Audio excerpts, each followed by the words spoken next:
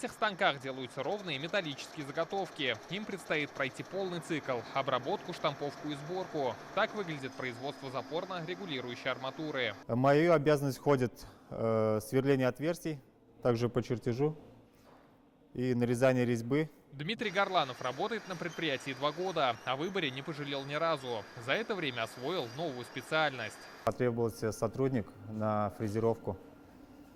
Я подошел к руководству, поговорили, обсудили. Спустя месяц я отучился и сейчас совмещаю работу фрезеровщик и сверловщик. Завод не зависит от импорта, выпускает продукцию на всю Россию и активно замещает зарубежные аналоги. Регуляторы давления и запорно-регулирующие клапаны используют в сфере ЖКХ, газовых и теплосетях.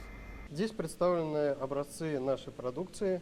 Вот, например, вот этот регулятор давления изготовлен для турецкой атомной станции в городе Акую. Благодаря мерам господдержки на предприятии планируют провести модернизацию оборудования и совершенствовать имеющиеся технологии. Такое развитие стало возможным благодаря поддержке президента и правительства страны.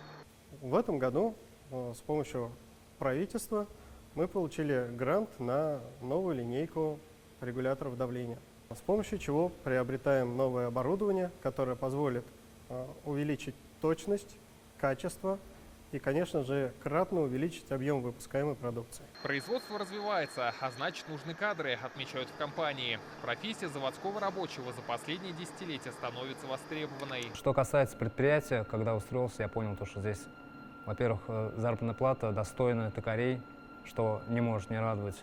Это стабильность, как я сказал, и самое главное – это коллектив. Современное производство достойно того, чтобы здесь работать, говорит Рузиль Хабибуллин. Тем более, есть все условия для карьерного роста на промышленном предприятии. Рамиль Галиуллин, Лейсан Саитова, ТНВ, Казань.